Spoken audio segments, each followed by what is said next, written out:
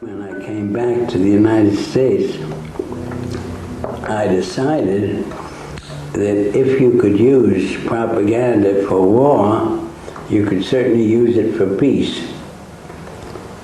And propaganda got to be a bad word because of the Germans using it. So what I did was to try to find some other words. So we found the word Council on Public Relations. Bernays returned to New York and set up as a public relations counsel in a small office off Broadway. It was the first time the term had ever been used. Since the end of the 19th century, America had become a mass industrial society, with millions clustered together in the cities. Bernays was determined to find a way to manage and alter the way these new crowds thought and felt. To do this, he turned to the writings of his uncle Sigmund. While in Paris, Bernays had sent his uncle a gift of some Havana cigars. In return, Freud had sent him a copy of his general introduction to psychoanalysis. Bernays read it, and the picture of hidden irrational forces inside human beings fascinated him. This series is about how those in power have used Freud's theories to try and control the dangerous crowd in an age of mass democracy. At the heart of the story is not just Sigmund Freud, but other members of the Freud family.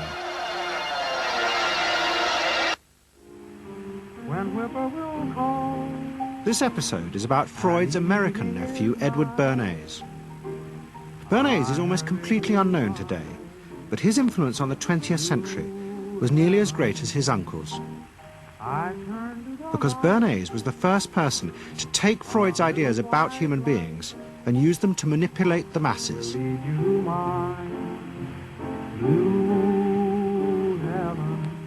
He showed American corporations for the first time how they could make people want things they didn't need by linking mass-produced goods to their unconscious desires. Out of this would come a new political idea of how to control the masses.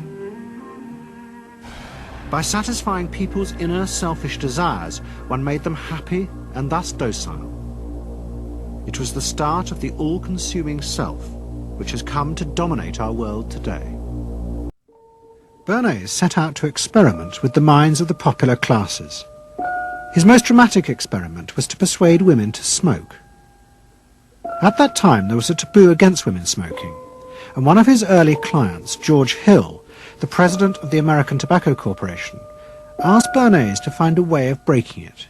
A. Brill was one of the first psychoanalysts in America, and for a large fee, he told Bernays that cigarettes were a symbol of the penis and of male sexual power. He told Bernays that if he could find a way to connect cigarettes with the idea of challenging male power, then women would smoke, because then they would have their own penises. Every year, New York held an Easter Day parade to which thousands came, and Bernays decided to stage an event there. He persuaded a group of rich debutantes to hide cigarettes under their clothes. Then they should join the parade, and at a given signal from him, they were to light up the cigarettes dramatically.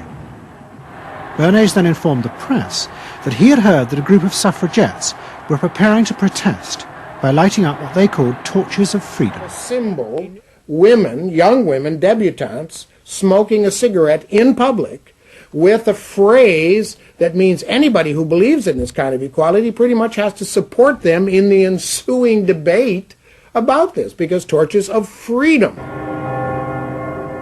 Every metaphor and analogy has to come from somewhere. Perhaps they are rare pearls that drop from the pens of an elite corps of bards and scribblers and then are hoarded by a grateful populace. But given their prevalence in language, it seems more likely that they are the natural products of the way everyone's mind works.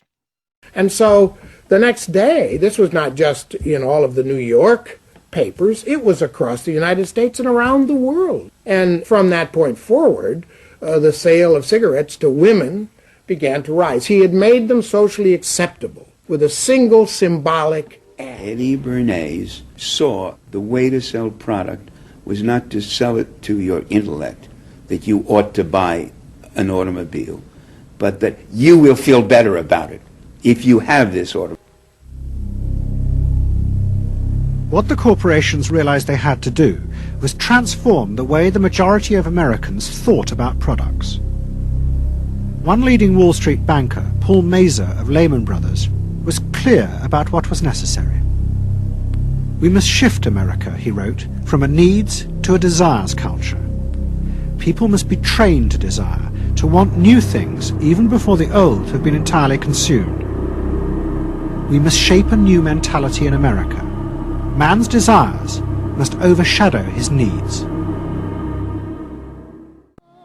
In 1939, New York hosted the World's Fair. Edward Bernays was a central advisor. He insisted that the theme be the link between democracy and American business.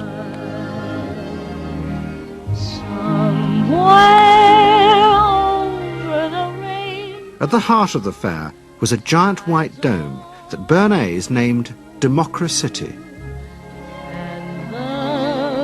And the central exhibit was a vast working model of America's future, constructed by the General Motors Corporation.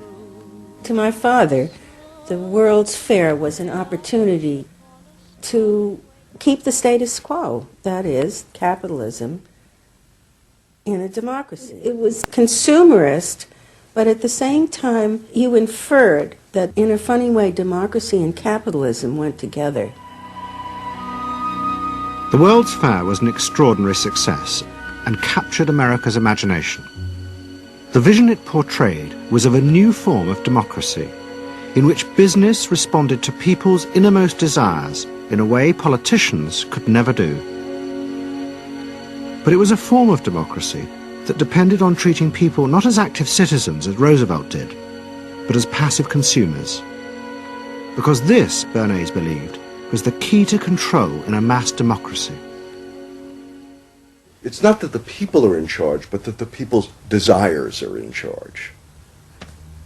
The people are not in charge. The people exercise no decision-making power within this environment. So democracy is reduced from something which assumes an active citizenry to the idea of the public as passive consumers. Driven primarily by instinctual or unconscious desires, and that if you can in fact trigger those needs and desires, you can get what you want from them.